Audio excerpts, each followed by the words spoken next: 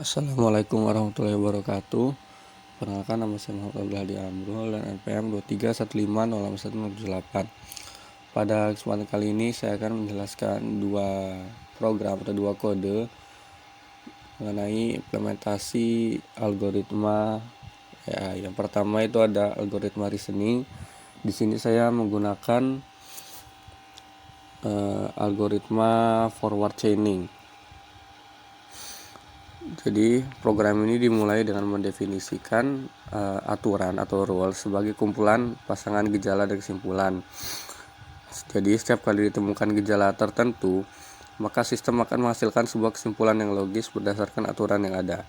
Aturan ini disimpan dalam struktur data list yang berisi pasangan dua nilai. Nilai pertama adalah gejala yang dicari. Kemudian sedangkan nilai kedua adalah kesimpulan yang diturunkan dari gejala tersebut. Contohnya sini adalah flu pilek, maka infeksi saluran pernapasan atas. Kalau flu tenggorokan sakit, berarti radang tenggorokan. Dan jika flu, maka solusi yang ditawarkan adalah istirahat dan minum air putih. Dan jika radang tenggorokan, periksa ke dokter. Kemudian dibuat variabel bernama facts atau fakta yang menyimpan daftar fakta awal yang diketahui atau dimasukkan oleh pengguna. Daftar ini berperan sebagai input utama dalam program reasoning. Selain itu, terdapat juga variabel known berupa himpunan kosong yang berfungsi untuk menyimpan fakta yang sudah pernah digunakan, agar program tidak melakukan inferensi berulangan terhadap fakta yang sama. Kemudian, didefinisikan sebuah fungsi bernama forward chaining. Di sini yang berfungsi sebagai pusat logika inferensi. Di dalam fungsi ini digunakan perulangan terbatas yang hanya akan berhenti jika ada fakta yang baru yang bisa ditambahkan. Dalam setiap iterasi, fungsi memeriksa setiap aturan. Jika bagian gejala dari suatu aturan ada di dalam daftar facts, maka bagian kesimpulan belum ada. Maka kesimpulan tersebut akan ditambahkan ke dalam daftar facts dan ditandai bahwa telah terjadi perubahan baru. Perulangan akan terus berlangsung hingga tidak ada perubahan lagi yang terjadi.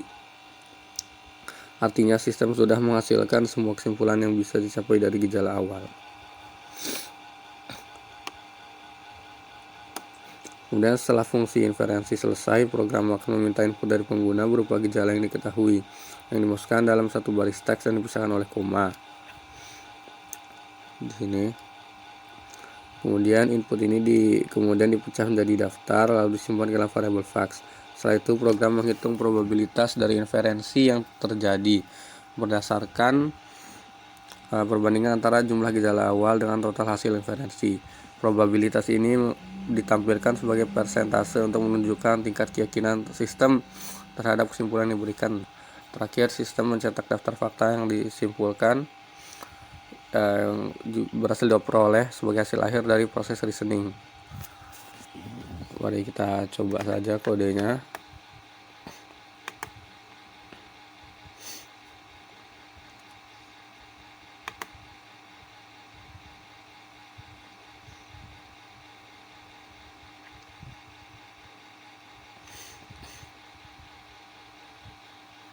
Ini misal saya memasukkan batuk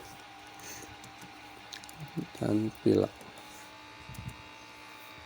Nah, di sini tidak ada karena dari yang saya inputkan itu tidak ada di dalam rules tersebut. Coba kalau kita masukkan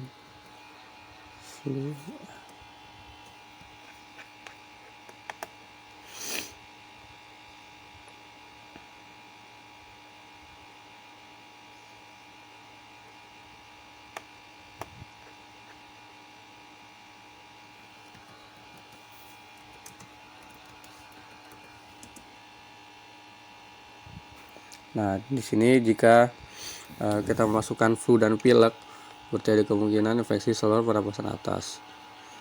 Dia dalam probabilitas 70%. Kemudian rule yang diambil juga flu, yaitu istirahat dan minum air putih. Jadi rekomendasi diagnosanya adalah istirahat dan minum air putih dan infeksi saluran pernapasan atas. Selanjutnya itu ke kode yang kedua, yaitu di sini saya learning menggunakan KNN atau K nearest neighbor. dengan datasheet yang saya ambil adalah datasheet email spam.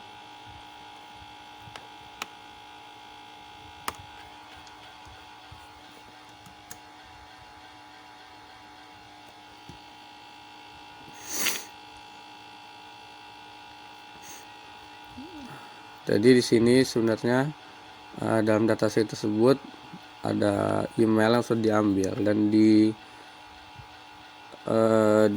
data kata apa saja yang diambil. Contoh di sini ada the, to, x, and for, of, a, you, how, in, on.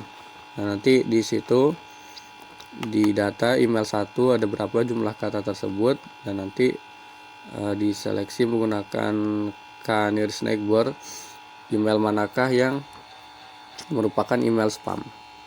Jadi program ini diawali dengan melakukan import terhadap beberapa library dari Python dan scikit-learn.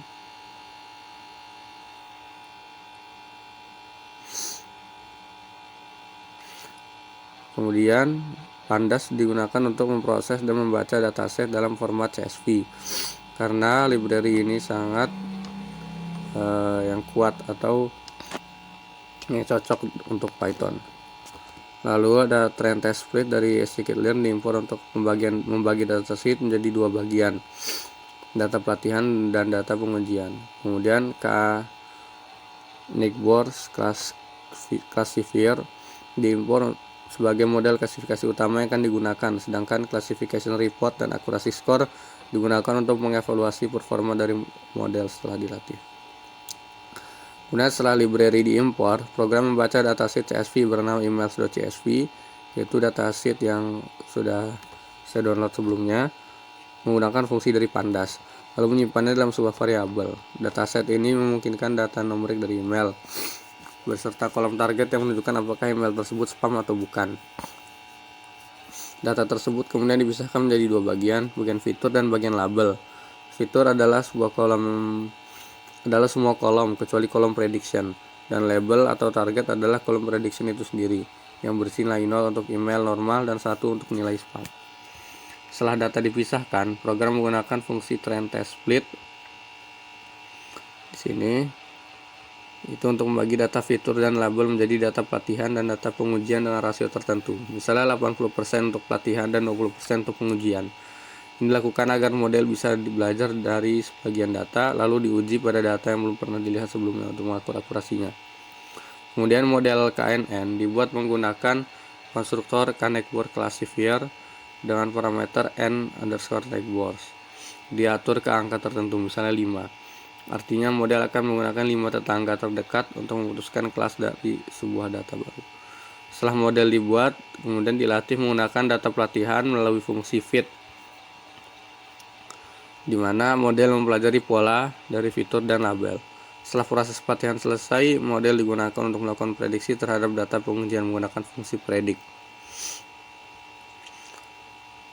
Kemudian hasil prediksi ini dibandingkan dengan label asli untuk mengukur akurasi dari model menggunakan fungsi accuracy score.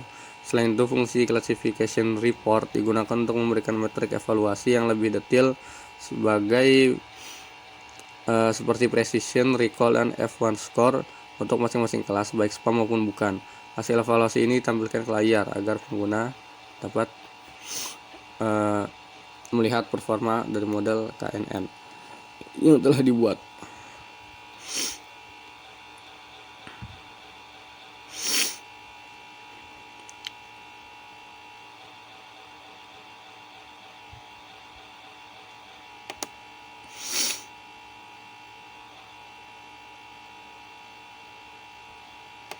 Bisa dilihat di sini, ini hasil dari email CSV yang telah diseleksi menggunakan KNN yang telah dibuat sebelumnya. Lihat akurasi model, yaitu ada 0,86 sekian. Kemudian lakukan klasifikasinya, itu ada precisionnya 0,93, recall 0,87, F1 0,90, dan support 139, dengan akurasi 0,86 1035. Jadi ini adalah data merupakan email spam ataupun bukan.